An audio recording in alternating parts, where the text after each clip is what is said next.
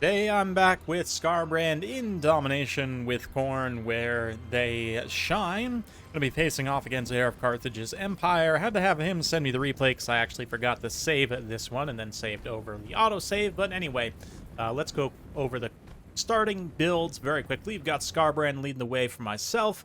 Front line of some shielded Chaos Warriors, got a single halberd, and then 3 Bloodletters as well. Relatively straightforward for Heir of Carthage coming in hot with Boris Todbringer on foot, or horseback on foot. Wild pick there, just like tank and objective, I guess. Got some great swords here as well. Black Lions, War Wagons. If you're going to take any artillery against Khorne, or any faction with Furies for that matter, especially in Domination, the wagon artillery definitely makes sense because the crew is self-contained, can't get knocked off. That high armor does mean that they'll be able to resist like Fleshhounds and Furies and whatnot. Got some Demigryph Knights, and then yeah, just lots of great swords. We've got 3 down here and 1 up on the high ground with a Warrior Priest to support them. Let's look at the starting armies real quick as well. In my Khorne reserves, I've got 2 Halberds, 4 Fleshhounds, 4 Furies, and 4 Chaos Warhounds. For Heir of Carthage's Empire reserves, he's got another Demigryph Knight, another Great Sword, 2 Empire Knights, a Grenade Launcher, 2 regular Outriders, Sigmar's Sons, a regular Swordsman, and 3 Halberdiers. And now we're back.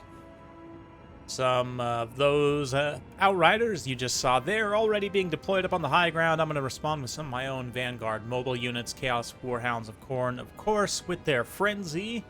Do quite a bit of damage, 22 charge bonus on 80 unit models, not too bad, 24 weapon strength as well, and 36 attack, so they're actually hitting for, what, 58 attack on the charge, which is actually fantastic, 46 weapon strength. Kind of goes to show charge bonus is one of those things, the more models you have, the more it scales, and it starts to get out of hand very, very quickly, but we're going to bring Scarbrand up to this high ground objective since my opponent, you know, Demigryph Knights seem to be content to protect the War Lions there, the Regiment of Renown.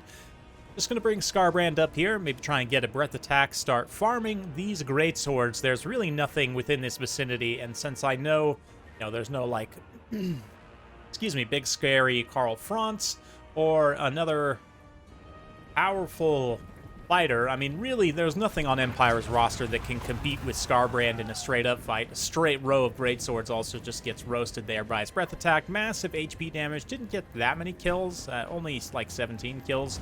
Not too bad. Not even that. Scarbrand gonna just rush into combat. And this poor Warrior Priest is definitely in for a rough time. Faith in Sigmar only takes you so far when you're just a bald dude on foot with a hammer and you're up against freaking Scarbrand. Some Outriders are going to be deployed there, though. We're going to try and screen them with some of these Warhounds. Warhounds over here also falling back from these Empire Knights. All the meanwhile, we've got this infantry engagement underway. Fury's been deployed onto War Lions, Regiment of Renown wagons. How many times will I say that? Anyway, Boris also tanking quite well. I mean, the Great Swords obviously will match up quite decently against the shielded Chaos Warriors. Bloodletters, it's going to be a little bit of a wash, which is not exactly cost-effective for Great Swords, but it's interesting to see those kind of units operating in a vacuum there. Also, Bloodletters into Demigryph Knights. The Demigryph Knights didn't get that great of a charge, so should be a very efficient engagement for me. Meanwhile, Scarbrand obviously decisively defeated those Great Swords, and now they're going to unleash the dogs, let those dogs out, and try and avoid eating a charge of the Empire Knights if I can. The Fleshhounds will match up decently against them because the Empire Knights' sustained combat stats are so bad. The armor definitely helps against the Fleshhounds, but we should still be able to do just fine there. Leave them to our fate. And I've managed to wrest both of the objectives away from my opponents here. Heir of Carthage has not managed to capture the center yet, but we'll see. Damage value-wise, he's in a little bit of a rough position. The Khorne infantry is just so cost-effective. Their mid-tier infantry. That's definitely the name of the game here in Domination in many ways. More Empire Knights, though, or rather the same unit of Empire Knights, pulls back, gets a nice charge here in the open field on these Khorne dogs, Fleshhounds, and their little Warhound bros. Outriders also getting a little bit of fire on some of the models that route away over to the side.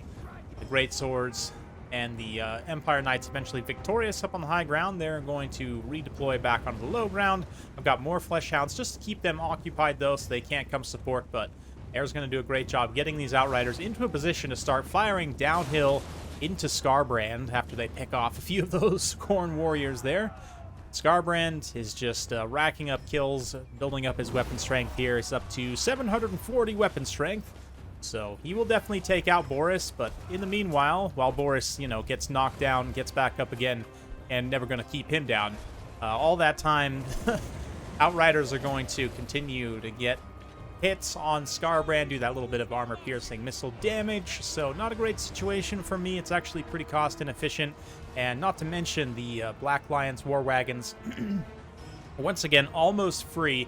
Outriders being summoned in. We've even got some grenade launchers there to help push back my Warriors of Khorne. Traded nicely against the Demogryph Knights, but they're almost done for, so that does mean the Black Lions are going to be able to start shooting at Skarbrand. So you see them firing in the distance, those brutal heavy shots landing on his already tattered wings. Won't inhibit his ability to fly at all because he doesn't have any, but nice side-shotting breath there once again through the great swords. Just positioning-wise, those ground-based breath attacks from units like Skarbrand, the Hydra, stuff like that, shooting into the side of an infantry unit is generally the best use case for that. Skarbrand now moving further into the center. If we take a look here, almost 800 weapon strength. Yeah, getting very much charge up, 15% in just more to go from there. Skarbrand's one of those units where if you can't shoot him, you should just avoid fighting him in melee. Empire definitely has the capacity to shoot him, though, so I'm going to continue to maneuver away as the Black Lions apply pressure there. Air maybe has a chance to get back in this if he can snipe Skarbrand. Okay, sorry about that. Got interrupted, but I am back. You think about the Empire generally in Domination, the mobile firepower, right, of like the Outriders, the War Wagons, these the Regiment Renowned Hellblaster here. In general, they just have so many armor-piercing mobile units, whether Vanguard or not, anti-large shooting like the Huntsman, and just a lot of mobile firepower, right? And I think that's kind of what you would want to go for. Aaron and I were sort of talking, and it's pretty clear at this point he's pretty far behind the curve. I mean, he's going to continue to try and fight back here. Maybe if he can get a snipe on Skarbrand, start to get some infantry wins here. But, like, even then, the Bloodletter trade against Greatswords is just inefficient enough for Greatswords that it's tricky. I've found, for myself, that Bloodletters tend not to trade very efficiently with Flagellants due to Flagellant's unbreakable status and relatively good DPS against unarmored targets. In terms of lore of magic here, I don't know. Air, I don't think he even brought a caster. But we were kind of talking after the fact. He was just saying he didn't think, you know, AoE damage-wise, there was a lot that was going to be that great against Khorne because of the magic resistance and whatnot, and just the ability to snipe. But I would say definitely it's worth it to have. Lore of Fire is really the one in my mind. Flaming Sword of Ruin is such a good spell against demonic units. Gives you a huge power spike on shooting and on melee troops, you know, whatever the situation may be. Against Bloodletters specifically, let's say. Great use case, Flagellants against Bloodletters. Flagellants will trade very cost-effectively with Flaming Sword of Ruin. Same thing like Pistoliers or whatever units shooting whatever demons, right? So like in this particular battle, right, the Outriders or the War Wagons shooting Skarbrand, right, even his heavy armor being bypassed by the armor piercing damage, you still have to consider the physical resistance and then Kindle Flame on top of that. And Flaming Sword of Ruin adds magical damage without adding spell damage, right? Because it's not, you're not casting Lore of Fire spells to actually deal damage, you're just adding the magical damage to your unit's attacks, which means you're not going to be subject to the spell resistance of Khorne, and you'll bypass the physical resistance. So all of that to say, take Flaming Sword of Ruin with any faction that can against Khorne. In my experience, it's a very, very good spell to have in your toolkit. In general, I would say buffs and debuffs against, you know, dwarfs, against Khorne, factions with a lot of magic resistance are going to be the way to go. Missing Skarbrand just absolutely bullying Foot Boris after he's fully charged up and operational. Maybe not fully, but yeah, 661 weapon strength, the exhaustion kicking in, and wounds also kicking in as he's now down below 50% HP, but extra 17% weapon strength. And oh yeah, those War Wagons are still alive too. The Black Lions shooting once more into the deeps, trying to finish off Skarbrand. So yeah, I guess conclusions from this, I would say from the Empire side, Volkmar, I mean, I didn't talk really about him too much, but it's pretty obvious.